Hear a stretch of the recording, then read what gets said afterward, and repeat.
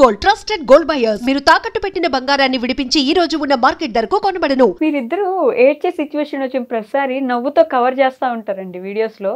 ఒకవేళ ఏదైనా మాట్లాడుతూ బాధగా ఉందా సిచ్యువేషన్ అంటే కూడా నవ్వుతూ మాట్లాడేసి సిచ్యువేషన్ తప్పించేస్తారు.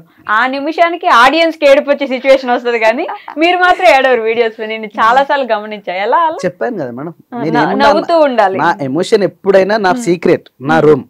నేను ఎప్పుడైనా నా ఎనర్జీ, నా ఉత్తేజం అదంతా జనాల ముందు ఉండాలి.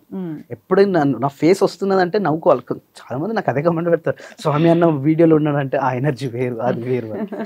అది నవ్వాలని, ఒక మనిషిని నవ్వించడం అనేది చాలా ఒక కళ. అది ఒక ఈజీగా, అంత ఈజీగా నవ్వుతారా? నవ్వలేరు. అదే మనం ఒక నవ్వు అలా ఫేస్ లో నవ్వుని చూస్తే మనకి ఇంకా నవ్వు అనిపిస్తుంది. నేను రోడ్డు మీద వెళ్తుంటే కూడా ఇలా చాలా తెలుసు, ఎవరెవరో నవ్విస్తుంటా. నేను ఎవరెవరో నవ్విస్తుంటా, సంబంధం లేవని వాళ్ళని కూడా నేను నవ్వించేస్తుంటా. అసలు వాళ్ళు ఎవరో కూడా తెలియదు, వాళ్ళకి హైఫై దగ్గర పోతే మాట్లాడి పోయి వాళ్ళు ఎవరు బాగాలంటే నాకు కూడా తెలియదు. ఈ విషయం శిరీషకి చాలా ఎక్స్పీరియన్స్. మా చుట్టమేమో అనుకుంటుంది ఆమె కొత్త కదా, మా చుట్టమేమో అనుకుంటాం. నాకు కూడా ఏం తెలియదు, కాకపోతే పోయి మాట్లాడేస్తా. తిన్నావా, బాగున్నావా, పిల్లలు బాగున్నారా, ఎప్పుడు వచ్చిన పని ఎంతగానో ఎందుకు. బాయికాడ మేము బావి దగ్గరికి పోతుంటా కూడా ఎవరో తెలియని వ్యక్తులు ఉంటా, అయ్యే అమ్మ తిన్నావా అమ్మ అని అంటాడు. వాళ్ళు కూడా వీళ్ళు ఎవరో ఏమన్నట్టుగా వాళ్ళు ఆన్సర్ చేసేస్తారు. కానీ ఎక్కడైతే ఎవరు తిట్టలేదు ఇప్పటి వరకు అయితే. కానీ అంటే ఆ తిట్టే వాళ్ళను నేను సెలెక్ట్ చేసుకోకపోవచ్చు, మనిషిని చూసినప్పుడు వాళ్ళతో మాట్లాడాలో వద్దని అర్థమవుతుంది కావచ్చు. కాదు, బిజినెస్ అక్కడ స్టార్ట్ చేసినట్టున్నారు కదా, మళ్ళీ ఆపేసారా? జరుగుతుందా? టెన్షన్ మేడం, అది మామూలు టెన్షన్ కాదు. మార్నింగ్ 7 గంటలకు కూర్చుంటే నైట్ ఒక్కోసారి 2 అవుతుంది మేడం. అవి వస్తూనే ఉంటాయి స్టాక్ అయిపోతుంటది. అక్కడ స్టాక్ రాదు, ఇక్కడ మేము ఆర్డర్ తీసుకుంటాం, అక్కడ డిఫరెంట్ వస్తుంటది. ఇది అన్ని మెంటల్ టెన్షన్ అనిపించింది మేడం. ఇది దండం అని చెప్పేసి దాన్ని వదిలేసినాం. ఓకే, ఏం చేయట్లేదు అన్నారు. బిజినెస్ పెడితే మళ్ళీ బిజినెస్ కూడా ఎందుకు ఇప్పుడు మళ్ళీ దీంట్లో ఓన్లీ స్వప్నక్కే చేస్తుంది అన్నారు, మళ్ళీ అది కూడా తీసేస్తున్నారు పూర్తిగా. పాపం అనిపిస్తుందండి నాకు. మీరు మరీ స్వప్న గారిని అందరు కార్నర్ చేశారు. నేను ఫైట్ చేస్తున్నా ఆడియన్స్ తోటి. చెప్పండి. నాకు మంచిగా అనిపించట్లేదండి స్వప్నక్క. నాకు యాక్చువల్ మంచి వ్యక్తి. నేను లాస్ట్ టైం 1 year బ్యాక్ చూసా, అప్పుడు ఇంతే మంచిగా ఉన్నారు, ఇప్పుడు చూసా ఇంతే మంచిగా ఉన్నారు. వీడియోస్లో ఎట్లున్నారో ఏంటో నాకు తెలియదు. ఎందుకంటే మనం ఒక వ్యక్తి మీద ఎప్పుడైనా నెగిటివ్గా మాట్లాడాలి, ఒక రాయి ఇసిరేయాలనుకుంటే చాలా ఈజీ పని. ఒకసారి పాజిటివ్గా చూడడానికి ట్రై చేయండి. ఆవిడంత పాజిటివ్ మనిషి అని నాకు అనిపిస్తుంది, నాకు మంచిగా అనిపిస్తుంది. మనసుకి దగ్గరగా ఒక అక్కలాగా అనిపిస్తుంది అనమాట. అర్థం చేసుకోండి అంతే. మార్చలేము కొంతమందిని, దానికి నేనేం చేయలేను, అది వేరే విషయం. కొంచెం ట్రై చేయండి పాజిటివ్గా తీసుకోవడానికి. చెప్పా నేను కూడా ఈరోజు చెప్పాలనుకున్నాను నేను ఆ విషయం. అది పనిగా ఎందుకు తీసేసినారు అట్లా? పూర్తిగా మీరు కష్టపడి హ్యాండ్ ఓవర్ చేసుకొని చేస్తుండే కదా. చేసుకోగలిగేదాన్ని, కాకపోతే మాకు చెప్పింది కదా స్టాక్, మేము వాళ్ళకి అనుకున్నట్టుగా మన దగ్గర రాదు. ఫస్ట్ వచ్చిన స్టాక్ ఏంటంటే, నేను తెచ్చే స్టాక్ క్వాలిటీ తీసుకొస్తా, డబ్బులు ఎక్కువ అన్నట్టుగా నేను చూడను. నేను 1 రూపీ ఎక్కువ పెట్టినా సరే వీళ్ళకి 1 రూపీ నేను తక్కువనే సేల్ చేసిన. ఇక కొందరు అనేవాళ్ళు అంటూనే ఉంటారు, ఒక దగ్గర అట్లుంది, ఒక దగ్గర ఇట్లుంది. ఇక అవన్నీ లేనిపోని టెన్షన్స్. మళ్ళీ నా దగ్గర తెచ్చిన స్టాక్ 2-3 days లోనే కంప్లీట్ అయిపోయేది. అది అయిపోతుండే, మంచి బిజినెస్ నడుస్తుంది కదా. టెన్షన్ మేడం, అదొక మెంటల్ టెన్షన్. చెప్తున్నాను కదా, నేను ఒక రోజు 7 గంటలకు కూర్చొని నైట్ 2 గంటల వరకు చేశాను వర్క్. అది మాకు ఎక్కువ ఆర్డర్స్ రావడం అంటే నైట్ 10 నుంచి వస్తుంటాయి. ఓకే, అప్పుడు అందరూ ఫోన్ పట్టుకుని ఖాళీగా ఉంటారు. సిస్టమ్ ముందు నుంచి ఇట్లా జరగలేము, ఇటు జరగలేము. అసలుకి రిప్లైలు వస్తూనే ఉంటాయి. ఇక ఇది వద్దు, దండం పెట్టాలని చెప్పేసి దాన్ని పక్కకు పెట్టి నెక్స్ట్ డే హాస్పిటల్ వెళ్ళినా నేను.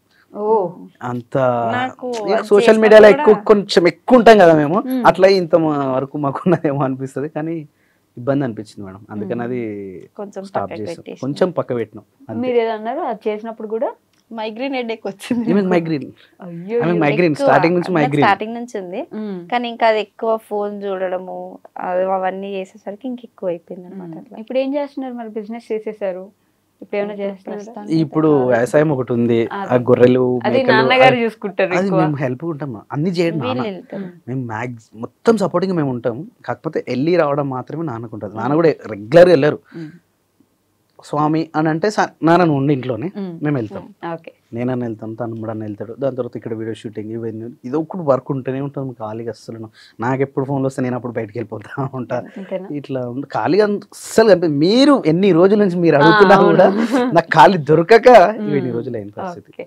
సో లిరిసిస్ట్, సింగరు, రైటరు ఎన్ని కాబట్టి మా కోసం, మా ఆడియన్స్ కోసం ఒక పాట మేడం ఇట్లా సడన్ మీ చెల్లితో పాడించినారు పాట డైరెక్ట్ గా రిలీజింగ్ ఉంది మేడం, ఉంది రిలీజ్ కి వెయిట్ చేస్తున్నాం. ఆల్రెడీ రీల్స్ కూడా చేస్తున్నారు మీరు ఇప్పటికే దాంట్లో. కాబట్టి మా కోసం ఒక పాట, మీ చెల్లిదే కావచ్చు లేకపోతే ఇంకేదైనా సాంగ్ కావచ్చు, ఒక పాట. అది చాలా బాగుంటది. ఇది సింగర్ లేడీ వర్షన్. ఓకే. మా చెల్లె పాడింది, చాలా బాగుంది. మన ఊరు సెరవెనకరో మల్లేశ రేగడి భూముల్లరా, మల్లేశ రేగడి భూముల్లరా, పల్లేరు గాయల్లురో మల్లేశ పాదాలకే గుచ్చెరా, మల్లేశ పాదాలకే గుచ్చెరా, చెప్పరా నీ దుఃఖము మల్లేశ పాదాలకే రక్తము, మల్లేశ పాదాలకే రక్తము, కారిపోతా ఉందయో మల్లేశ కారిపోతా ఉందయో, రక్తము కారిపోతా ఉందయో. మంచి మెలోడీ. ఒక బాయ్ దగ్గర ఇద్దరు వైఫ్ అండ్ హస్బెండ్ పని చేస్తూ ఉంటే తట్ట ఎత్తుకొని అన్నం తీసుకొని వెళ్తా ఉంటది. ఆ దారిలో ఒక ముళ్ళు గుచ్చుకుంటది. అక్కడ నుంచి స్టార్ట్ అయ్యే సాంగ్ ఇది. అక్కడ ఎందుకు పోయినామని చెప్పేసి మళ్ళీ మేల్ వర్షన్ వస్తుంది. అప్పుడు సారీ ఇప్పుడు నేను రిలీజ్ చేయలేను దాన్ని, ఇది జస్ట్ ఇది మాత్రం రిలీజ్ చేసాము. దీని తర్వాత మేల్ వాయిస్ వస్తుంది, దాని తర్వాత మళ్ళీ ఫీమేల్ వాయిస్ వస్తుంది, దాని తర్వాత మళ్ళీ మేల్ వాయిస్ వస్తుంది. ఒక ఎంత సింపుల్ గా ఉంటది అంటే మెలోడీ చాలా బాగుంటది. లిరిక్స్ మీరే రాసినారా? లేదు మేడం, వేరే వాళ్ళతో రాయించాను. వేరే వాళ్ళతో మీరే రాయించారు? నేనే రాయించాను. ప్రొడ్యూసర్ ఎవరు? అన్ని మేము ఎవ్వరికి పెట్టుకోము. అన్ని మేము ఏం చేసినా, నాకు ఇప్పుడు ఒక 5 సాంగ్స్ మేము చేసాం ఇప్పటి వరకు, అన్ని మేమే చూసుకుంటాం. మేము ప్రొడ్యూసర్ కానీ సింగింగ్ కానీ అన్ని మేమే చూసుకున్నాం. కాకపోతే రాయటం అనేది నేను అప్పుడు రాస్తుండే, కానీ చాలా టైం మేడం, దానికి ఒక మెంటల్ టెన్షన్ ఉంటుంది. అది కూడా ఇక అవన్నీ పెట్టే బదులు రాబీయడం బెస్ట్ అని చెప్పేసి నాకు ఈ సందర్భం ఇట్లా కావాలని చెప్పేసి రాపిచ్చేసుకొని తీసుకుంటా. ఇప్పుడు ఇంకో సాంగ్ కూడా రెడీ ఉంది, అయిపోయింది. అది కూడా ఆల్రెడీ మన దగ్గరకు వచ్చింది. ఈ సాంగ్ రిలీజ్ అవగానే అది మళ్ళీ నెక్స్ట్ మా చెల్లితోటి నేను మళ్ళీ వాడుతాను. షార్ట్ ఫిల్మ్స్ చేసేవాళ్ళం కదా. చికెన్ ముక్క అనేది ఒకటి ఎపిసోడ్ తీసుకున్నాం, ఒక 10 ఎపిసోడ్స్ ఏమో చేస్తాం. మంచి రీచ్ ఉన్నప్పుడు, కరోనా టైంలో మంచి రీచ్ ఉన్నప్పుడు. మరి ఎందుకు ఆపేశారు? ఏదైనా కొంచెం వరకే ఉంటుంది మేడం, అంతేనా? అంతవరకే ఉండాలి కూడా. దాన్ని ఎక్కువైంది అనుకో మళ్ళీ ఓవర్ యాక్షన్ అవుతుంది. స్వప్న ఓవర్ యాక్షన్ చేస్తుంది, అక్కడికి వెళ్తుంది. సో ఏదైతే ఆ స్వీట్ ఎంతవరకు వస్తుందో అక్కడ వరకే కట్ చేయాలి మనం, లేకపోతే ఎక్కువ తినలేము. మిమ్మల్ని ఎందుకు ఎవరు తిట్టరు? నేను ఒప్పేసుకుంటా మేడం, డైరెక్ట్ ఒప్పేసుకుంటా. నేను హానెస్ట్ గా డైరెక్ట్ ఒప్పేసుకుంటా, ఏదైనా సరే. మీరు ఒప్పుకోరండి? ఆమె ఒప్పుకోదు. ఏదైతే కామెంట్ వస్తుందో ఆ కామెంట్ కి నేను ఒప్పేసుకుంటాను. సారీ ఫ్రెండ్స్, నేను ఇట్లా చెప్పాను, దానికి నేను అపాలజీ అడుగుతున్నా, I'm very sorry, next time నేను రిపీట్ చేయను అని నేను డైరెక్ట్ ఒప్పేసుకుంటాను. కానీ అట్లా ఉండదు కదా. అంటే ఓవర్ యాక్షన్ చేసింది, ఓవర్ యాక్షన్ చేసి అసలు నేను చెయ్యక ముందుకే చేసిరని మాట్లాడతారు. కోపం వస్తుంది కదా మనిషికి. ఆడవాళ్ళకి ఖచ్చితంగా వస్తుంది. చెయ్యకున్నా చేస్తురు అని అంటే ఎవరికైనా కోపం. స్టార్టింగ్ లో చాలా వచ్చాయి మేడం నాకు, ఈమెకంటే ఎక్కువ. నాకు అప్పుడు ఈమె పాజిటివ్ ఉండదు చూసారా. అప్పుడు మేము ఛానల్లో ఇద్దరమే మేడం, మేము ఇద్దరమే ఉండే. మా పాపలు అసలు ఎవ్వరు లేరు. ఒక 2 years వరకు మేము ఇద్దరమే నడిపించాం మా ఛానల్ మొత్తం. అప్పుడు మేము ఇద్దరమే, నేను వీడియో తీయడం, ఈమె ఫ్రంట్ లో ఉండడం. అప్పుడు నాకు బ్యాడ్ కమెంట్ చాలా వచ్చేది. అరే నీకేం పని లేదారా, ఇట్లా అట్లా అట్లా నీ ఓవర్ యాక్షన్ ఆపరా, ఇవన్నీ చాలా వచ్చేది. కానీ ఇప్పుడు ఆయనకి మించి డబ్బులు నాకే, ఇప్పుడు ఆమెకు వస్తున్నాయి, ఇప్పుడు నాకు అన్ని పాజిటివ్ వస్తుంది. కూడా కొన్ని రోజులే, ఏదైనా కొన్ని రోజులే. నెక్స్ట్ ఇంకెవరి మీద పడతారు తెలియదు కదా. అంటే అప్పుడు లవ్ స్టోరీ రోజుల నుంచి చూసాను నేను వీడియోస్. ఇప్పటి వరకు ఏం చేంజ్ అయింది మొత్తానికి లైఫ్ లో? ఒక లైఫ్ లెసన్ ఏంటి మీరు నేర్చుకుంది? బాధ్యతలు అయితే పెరిగినాయి మేడం, 100% పెరిగినాయా? బాధ్యతలు పెరుగుతాయి మేడం. అప్పుడున్నంత ఫ్రీడమ్ ఉండకపోవచ్చు, అప్పుడున్నంత ఫ్రీడమ్ ఇప్పుడు తిరగలేకపోవచ్చు. ఇప్పుడు ఏదైనా ఆలోచించాల్సి వస్తుంది.